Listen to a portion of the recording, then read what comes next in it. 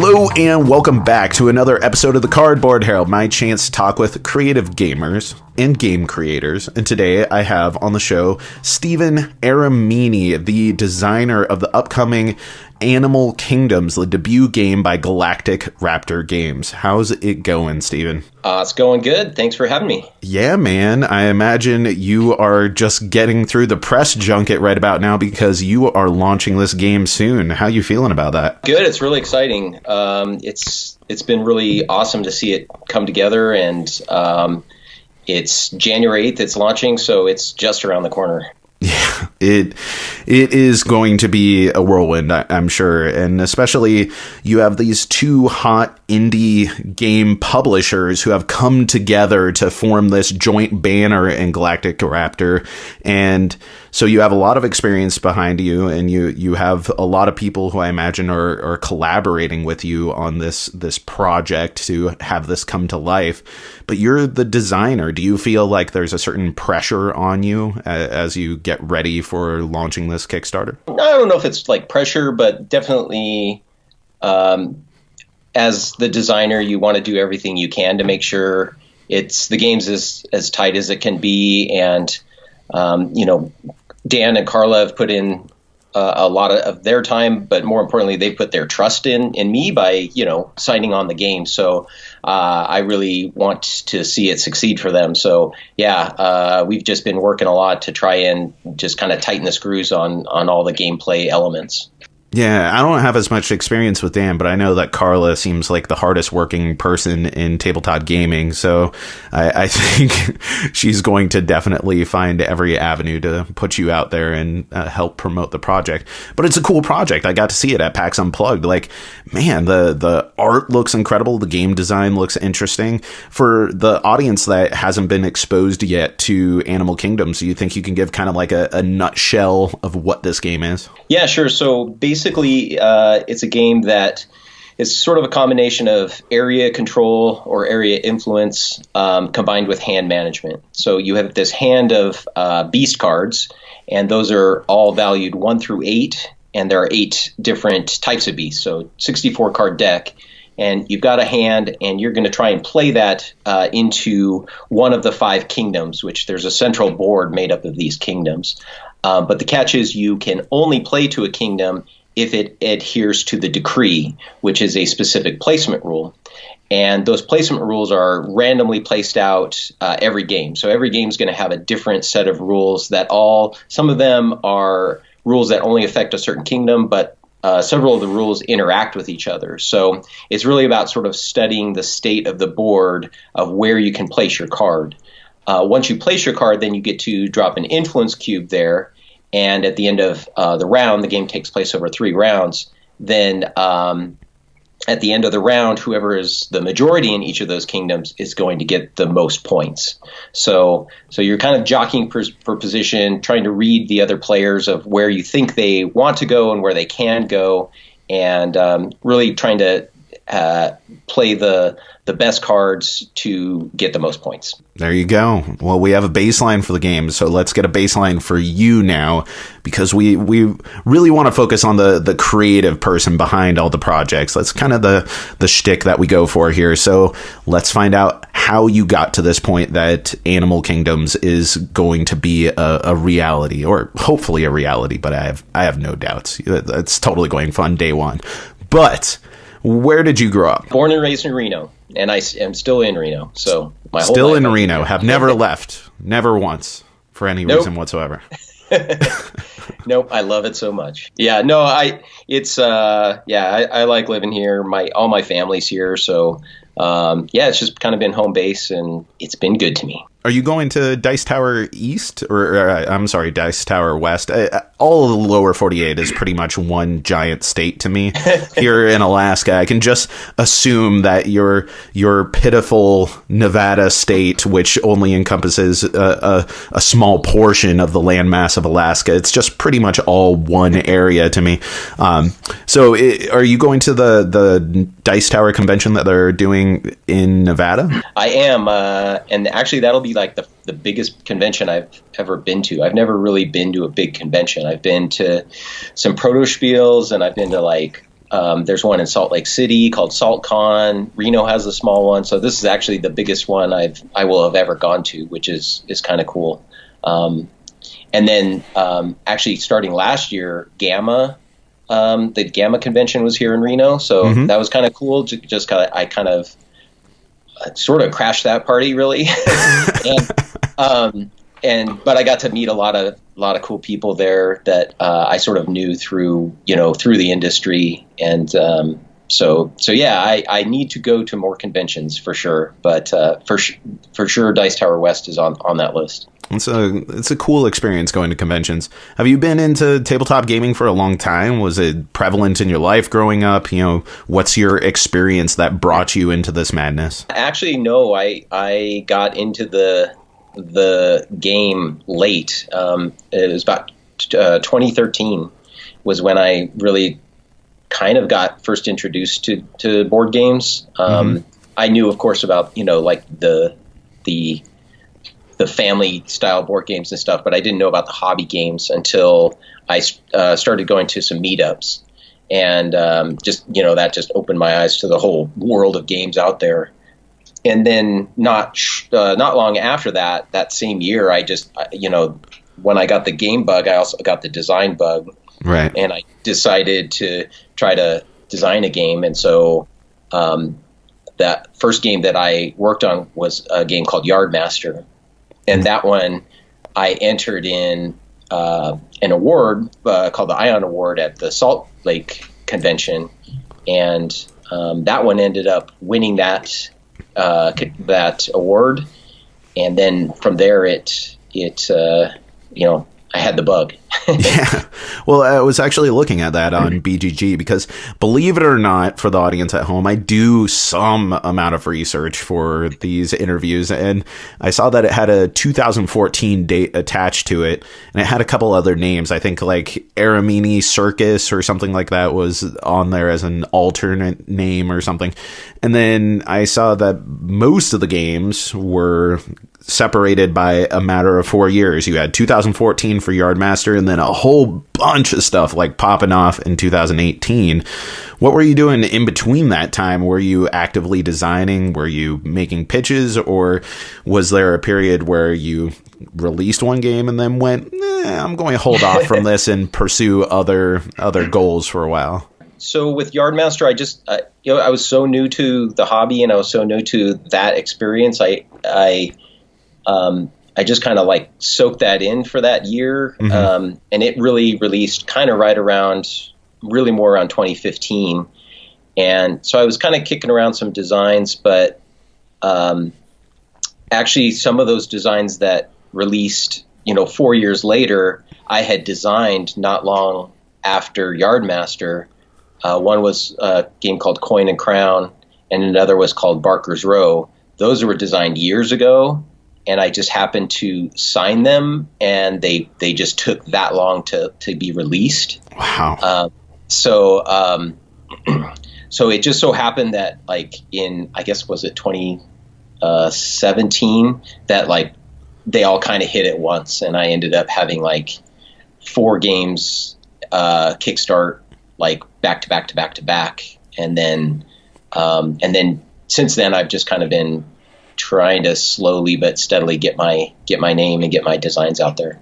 You're a guy now. You're one of the people with multiple games having already been made. You got games in development. You're a hot commodity. Got it rolling. Do you ever look back at that period where you first got into games and game design and think to yourself like, what kind of audacity did I have to just jump into a hobby and then go, you know what?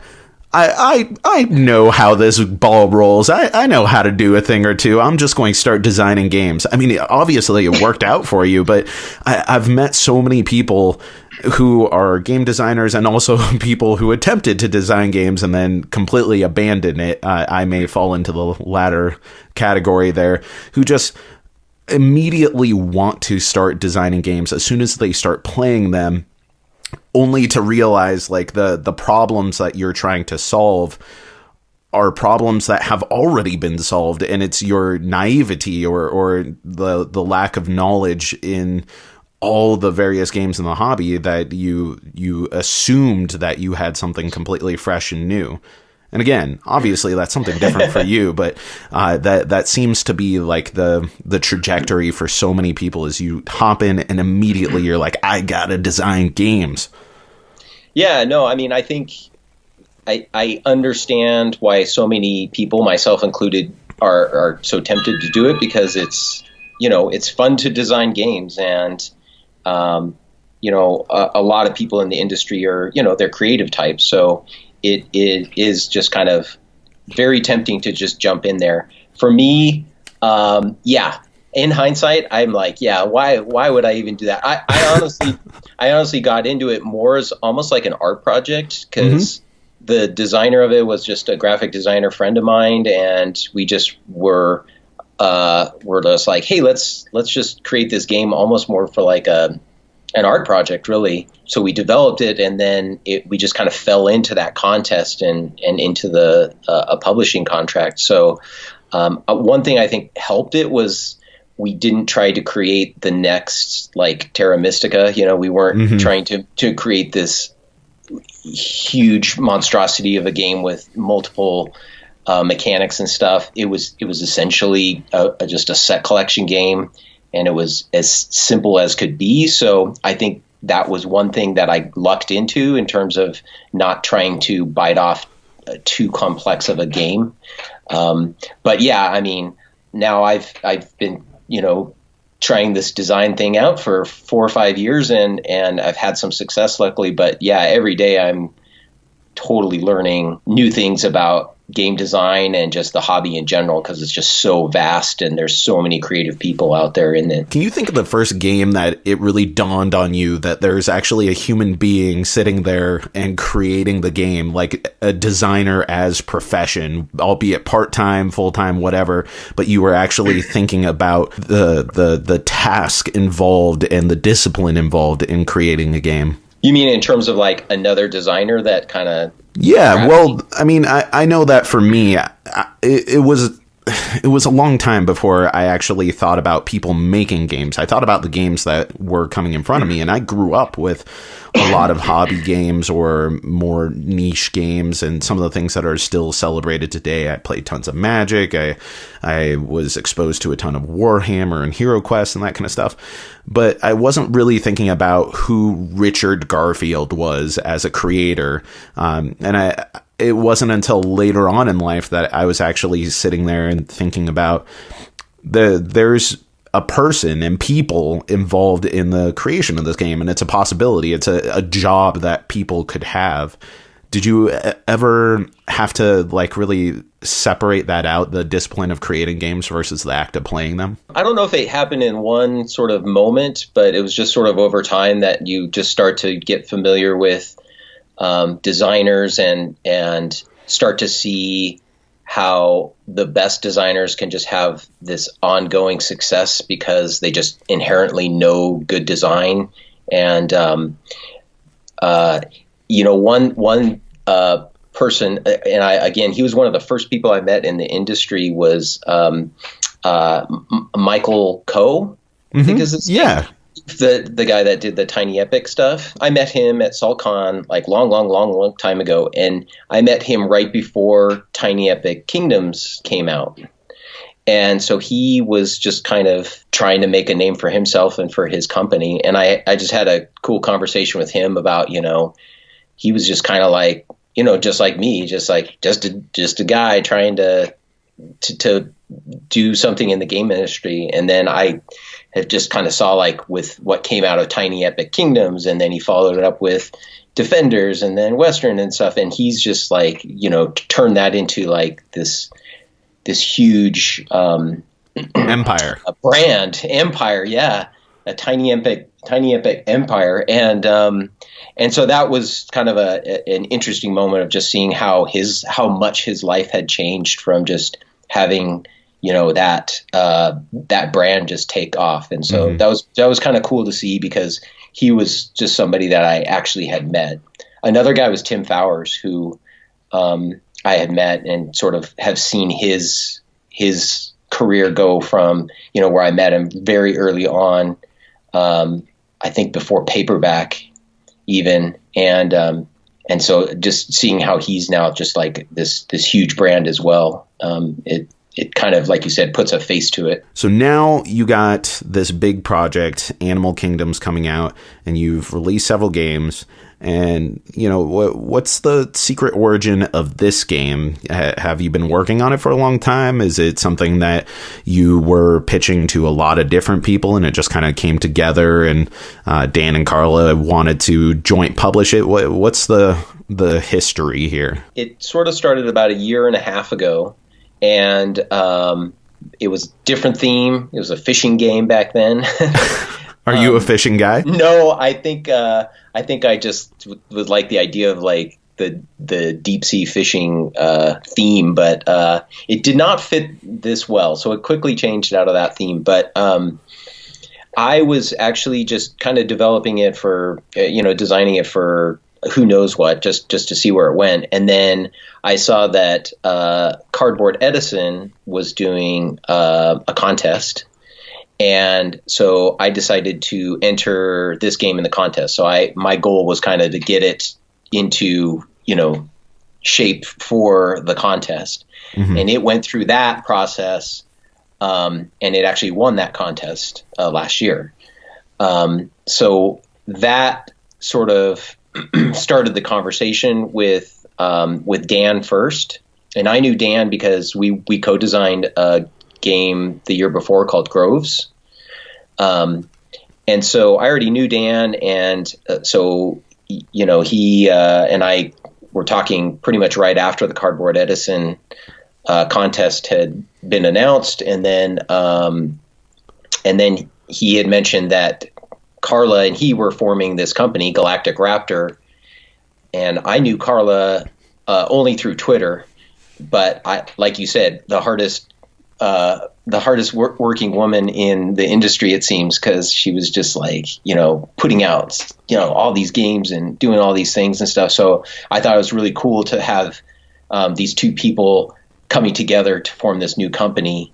And they wanted Animal Kingdoms to be the very first title under their new company. So I thought that was really cool because they were really excited about, going out with and putting all of their energy into it. So that's kind of the origin story of Animal Kingdoms. What do you think it says about the company or the game itself that this is a separate thing, a joint venture for both of them for sure? But do you think that this is somehow a game that's indicative of things to come from Galactic Raptor?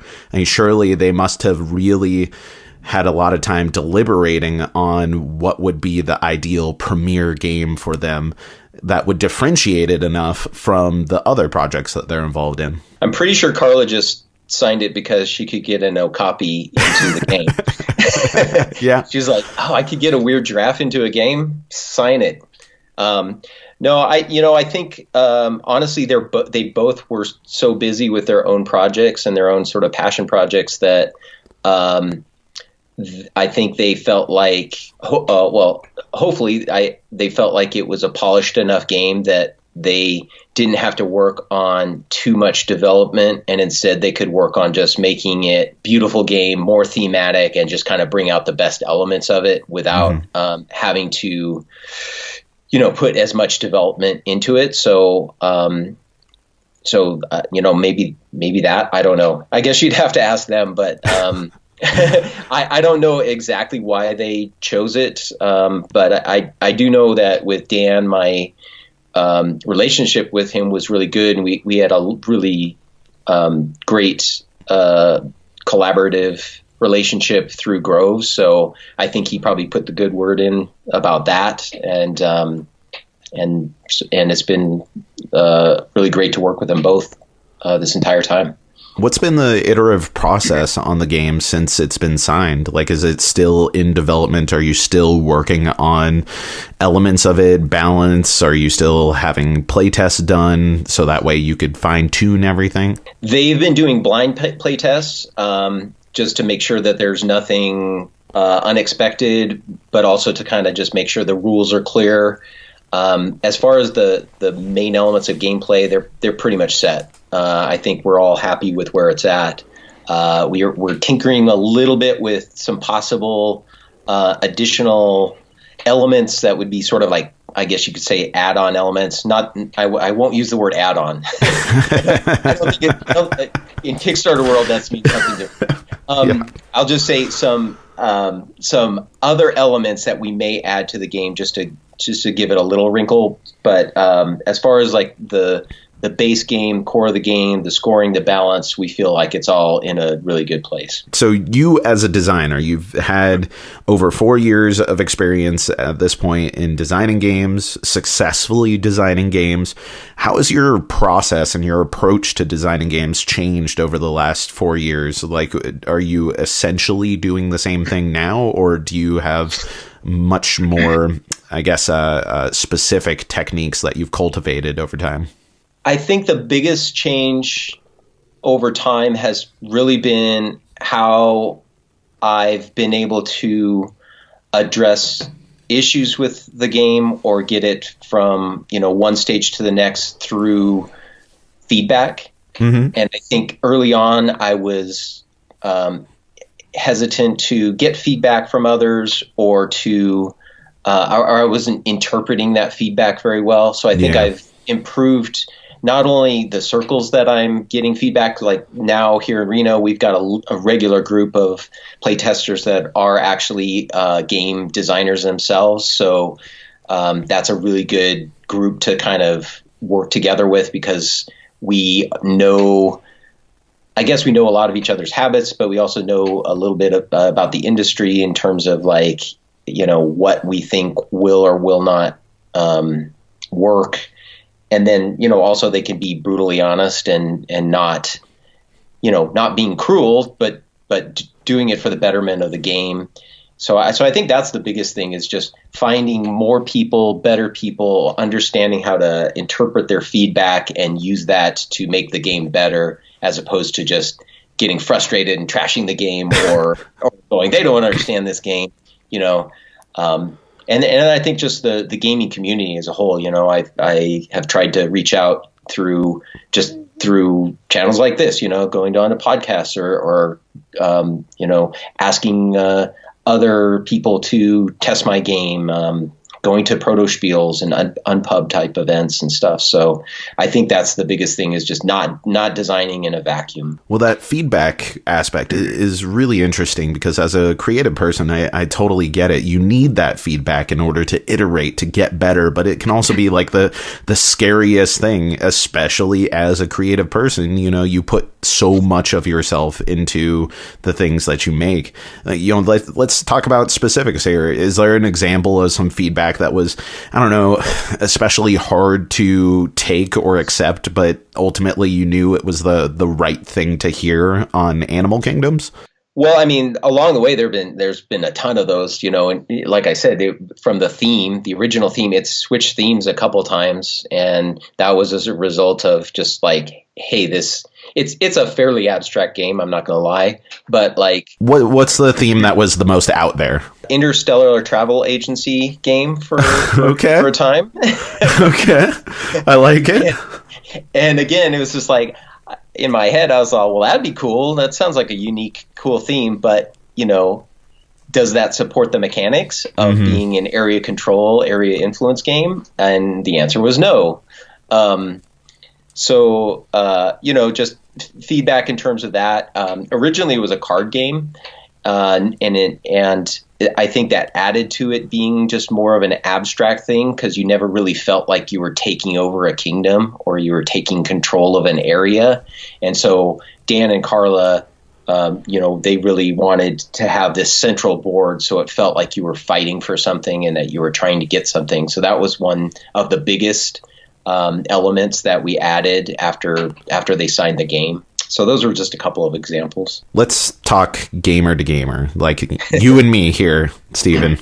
There's like a billion games that are coming out every year, and a lot of them, it turns out, are really, really good. Like, what makes this game special? Like, what would actually make you pick out this game if you weren't the designer and you saw it on Kickstarter and you're like, oh man, that is such a cool thing? For me, there's a couple of things that I really like about it. First and foremost, the art. The artist is Katie Grierson. I hope I'm getting her name right. I've not actually met her, but they found her, and it's an Art Nouveau style, which was a direction I didn't think it was going, but it's really beautiful art. So yeah, it looks unbelievable. Like, people got to check out pictures of it. I actually have a video interview that I did at PAX Unplugged with Carla. I'm going to do some shameless self-promotion in the middle of our conversation here, because apparently I'm just that kind of guy. But if you guys all go out to our YouTube channel, which now has a custom slug of youtube.com/the Cardboard Herald, you can find my interview with Carla, and we actually have some shots of Animal Kingdoms there. And God, it is so striking, and it looks unlike any other game that's on the market. It feels like a really modern take on, I don't know, early 20th century drawings from, I don't know, Kipling novels or something. You know, it feels like Jungle Book or Tarzan or something, but at the same time, it feels very, very modern. It just is completely different than anything that I would expect to see in tabletop games. And I guess that's the best compliment that I could say, is it feels really new, really fresh, and really, really beautiful. Yeah. So, at first glance, I'm hoping that just the beauty of it will grab a lot of people's attention.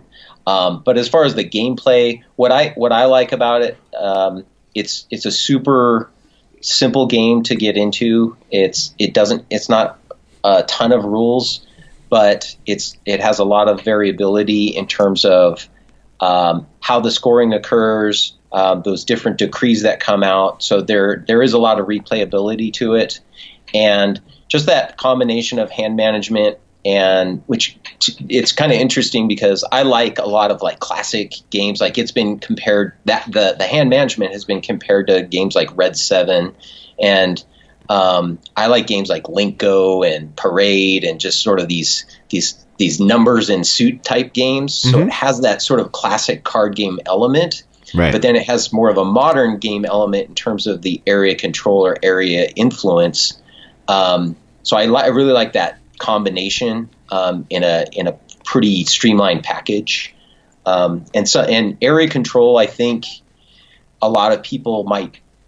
I almost say area influence, because I think area control can conjure up a game like a war game almost, or a 4X game, which though that's definitely a type of game that I like. But this is more about finding a strategy and finding a way to one-up your opponent, as opposed to beating them up and kicking them out of the territory.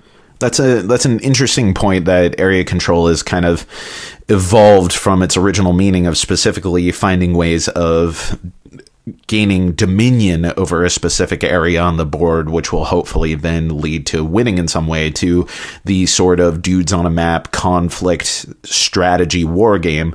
But you have lots of examples of not that area control with, like, I don't know, Ethnos comes to mind, or Yokohama, games that have this sort of dominion over an area to collect points or to get certain things that will benefit you in certain ways, but aren't head-to-head conflict, I'm going to win by killing your dudes games. Yeah, absolutely. And so those are some of my favorite games too. You mentioned Ethnos, and like World's Fair kind of has that vibe too, where I'm putting my cubes on there and I'm trying to take control of this area, but like you said, I'm not destroying you. Wait.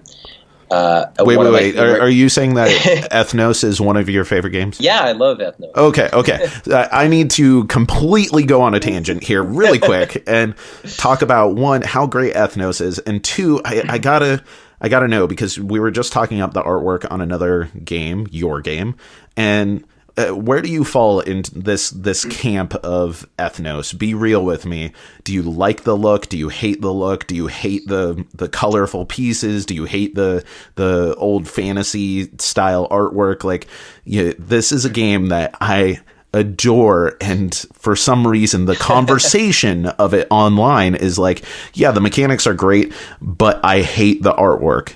But there's two camps. There's people who are in, I hate the old look of the game, and then there's also people who are like, I love the old look and I hate everything that feels new about it, as far as the graphic design, the colored pieces, and everything. Where are you? I need to know, Stephen. This is going to determine a lot about our relationship right here. So artwork wise, I'm cool with it. I'm cool with the artwork. It's got kind of the classic, Lord of the Rings style vibe. I'm not a fan of the game pieces. They look definitely fish out of water for that game. Well, so here's the trick question here, is because I am such a huge John Howe fan, and I'm a huge Lord of the Rings fan, so I adore the look of the visuals in the game. And the colored pieces, the like hyper skittle techno-color pieces. Yeah, I love the contrast of them. It feels like this bananas techno remix of something very old, and in a lot of ways I think the game subverts people's expectations of what an area control game is supposed to be. It's not an area control game where you win by reducing other people's pieces, it's by increasing your own. It's not a heavy conflict game, yet there is a heavy amount of competition in the game. It's such a wonderful subversion of what people would expect out of a game that looks like it does with its box art and the John Howe artwork, and then does that both by the gameplay and then some of the graphic design elements. Some of the things I'm not the biggest fan of, as far as like the borders on the cards and that kind of stuff, but I don't know, like I love those like bright blue, bright pink, and like lime pieces. I'll stack them up all day long, and I think it's crazy anytime I see someone go like, oh, I ditched all the plastic pieces and I got like these really nice like wooden pieces to use in ethnos. Actually, the stacking is cool, but the colors, man, I can't get behind the colors. Well, at least we're part way there together. At least we're both fans of a really, really cool game. But anyway, I completely diverged from what we were talking about there. We were talking about area control and about how you were a big fan of World's Fair and ethnos, and just how that was impacting your game. Yeah, so I think that's to me that's what will appeal to people. Hopefully, is the fact that it is, like you said, it's a take on area control that isn't mean-spirited and doesn't and feels like you're being more clever than your opponent, as opposed to you're just beating each other up the whole game. So when you're designing games, do you start with mechanics or do you start with theme, or does it kind of change from game to game with you? It kind of changes game to game. Like I would say most of it kind of starts with usually one mechanic that I am interested in, and then I'll explore that, and then usually the theme will kind of come out of that. I had a game come out called Barker's Row, which was like a crazy kind of carnival theme, and that was totally born of the theme, and I built all the mechanics and stuff around it, and it's just like this kind of, it's a crazy carnival. Right.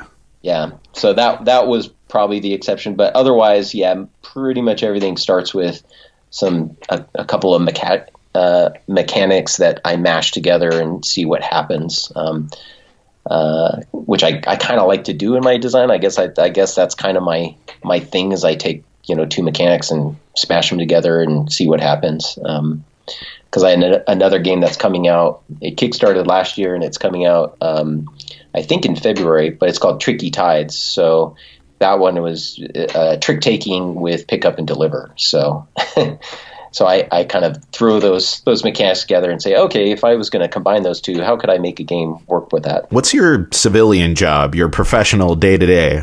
I'm a creative director for an ad agency. Oh, okay. Well, that's the creativity thing there. I don't know, like I was thinking that you had to be in some sort of creative field or be involved in the arts in some way because of that notion of how can I take these two mechanics and see what comes out of it. Seems very akin to some of my own artistic sensibilities and trying to say, I want to create a song that capitalizes on these two feelings. What can I create out of this? And the limitations are what gives parameters to play around in and gives you focus. So that's just a really interesting way of thinking about things. Yeah, and sometimes it works and sometimes it doesn't, but it's kind of fun to try. So you're the creative director at an ad agency. Are you involved in giving pointers to like Carla and Dan and being like, hey, just so you know, a great way of really marketing this game would be blank? No, I pretty much stick to my designer role. But it has been really fun working with them in terms of like when we're throwing ideas out, we're on Slack a lot, so we're doing a ton of back and forth. And it is kind of cool to have them to work with because they're both designers themselves. So, they'll have, really good ideas that we can incorporate into the game, or, I might have an idea or Dan might have an idea, and then, we just collectively, I think, it can look at it and go, oh, well, you weren't thinking about this over here, or we tried this and this emerged that might be a problem. So it was just kind of nice to have. It was almost like having two public. Well, it was having essentially two publishers sort of working together. So it was great that the best ideas sort of boiled to the top when all three of us were on the same page and could all agree, okay, this is the best route to take with this aspect of the game. Yeah, they're like two publishers, like He-Man sword and Skeletor sword coming together, clicking together, and being the key that opens Grayskull, which is your game in this poorly thought out metaphor. Yes, exactly. I'm sure that the listeners got it crystallized in their brain. I can see that. Yep, it's perfect. I'll let them sort out which one of them is He-Man and which one of them is Skeletor, and I'm sure they have opinions on these things. So you've done some co-designs and you've done some self-design work, but it sounds like everything that you've done, you've been really involved in the greater collaborative process, working with the publishers and maybe being involved in some of the artistic design or being able to have a say in that kind of stuff. Do you have a preference for working collaboratively, or do you enjoy doing solo game design and just kind of handing it off to a company? Is there something that you'd like to work towards more as you have greater say, as you become more of a known quantity in this industry, if you had your way to work on games? I would say that it's been great so far because I've really only worked with independent publishers, and usually, it's sometimes like a one-man shop, or just really not had any experience working with like a huge publishing company. So the positive of that is because they themselves wear so many hats, I think they appreciate having more collaboration with the designer and more involvement with the designer. And for me, it's great because obviously every game is my baby, so to speak. And, it feels good to have some say in how it turns out, or if there's a concern I have, that they'll listen to me. Now, I might not win every argument, so to speak, if they want to go in a direction and I don't agree with it. It's like, well, that's their prerogative. They're the publisher. But so far, everybody I've worked with has been really, really great. It would be interesting to work with like a big publisher and see how that process is, because I really I don't know how that would be, but hopefully I will get that opportunity to work on a bigger scale game with a bigger sort of distribution channel. But we'll see where it goes, and it's all kind of like I'm just enjoying the ride and I'm not worrying too much about that kind of stuff. I know that a large part of the audience for this podcast, and really every tabletop gaming podcast, if I'm being honest, are people who are designers, who are people looking to publish games or just be involved in this hobby, this industry, and the content creation space in one way or another. Because, like we talked about at the beginning, as soon as you start playing games, you want to be involved. It's so exciting and it feels accessible. So I would be remiss if I didn't pick your brain for like one last question about the more specific process stuff. And that's, is there some particular challenge that you often encounter with game design, whether it's a challenge with your own behaviors and work patterns that is pervasive in other aspects of your life that you have to overcome? Or is it something that's specific with game design itself?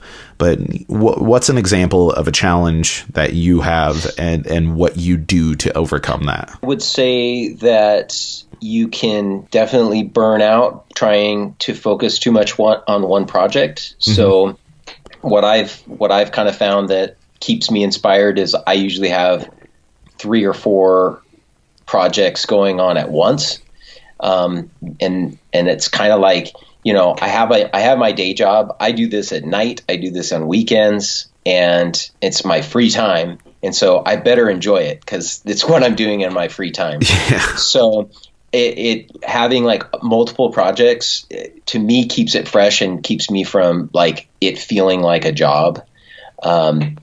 So that would be the biggest, challenge, that I've overcome, because early on I was sort of like focused on one design and just falling in love with one design. And then if I couldn't make it work, I'd get frustrated, and then I'd start a new design and work on that. So I think now I just kind of go with the flow, and it's like, if it's coming together, I will keep working on it, but then I'll switch gears to another project and develop that a little bit. So I have different things at different stages.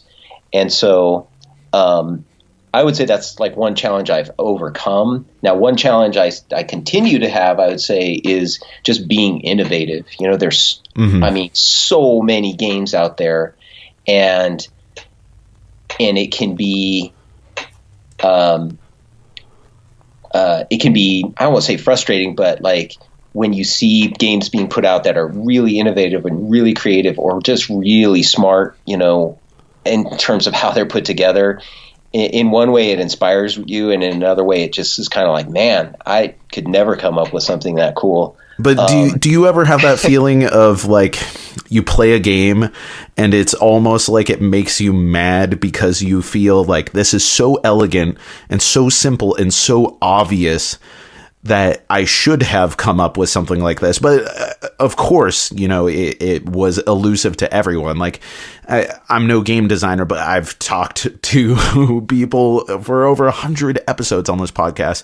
And Gizmos by Cool Mini or Not, I played that recently, and the game is so simple. It is like engine building distilled, and it kind of made me mad. I was like, Phil Walker Harding, come on, dude. Like, this is frustratingly straightforward and yet wonderful in every aspect of that. And I have that too with songs. Like, and I say it makes me mad because I feel like some things are so perfect and so right and so obviously right as soon as you see them, but it took a certain spark or magic. Creedence Clearwater Revival has that feeling on me. I listen to like Bad Moon Rising. I'm like, dude, that is 3 chords.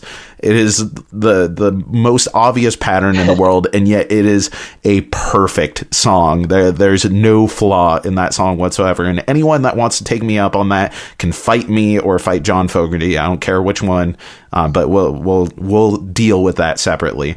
But do you ever have that moment where you play a game and you're like, oh, dude, of course. Oh yeah, all the time. I think especially the simpler games are the ones that make you feel that way, like Azul, oh yeah. You just play that game, you're just like, it's so simple, but man, it just, everything clicks, and you're just like, yeah, how did this game not exist before? How did nobody come up with that? But it's just like, yeah, those games, again, it's like you waver between them being inspiring and just like frustrating.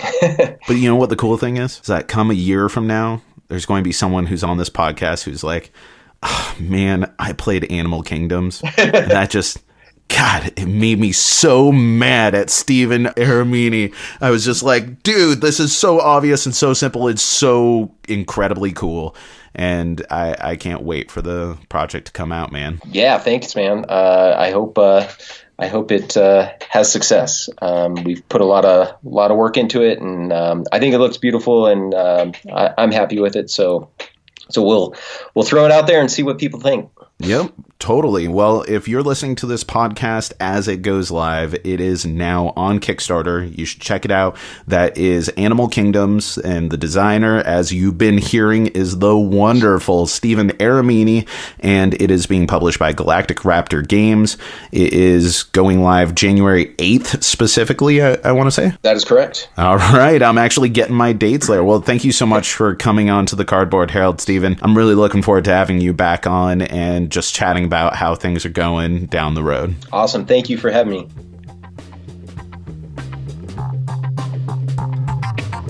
Thank you for listening to the Cardboard Herald. As always, everything we do is ad-free and audience-supported. If you'd like to help keep it that way, find the Patreon link at the top of our webpage, cardboardherald.com. We have several levels of support with various rewards. If you enjoyed the show, we do a whole bunch of other stuff, including reviews, interviews, and recommendations across writing, podcasts, and video. You can find that on our YouTube channel or by visiting any of our social media or our website. So with that out of the way, thank you again for listening to the Cardboard Herald.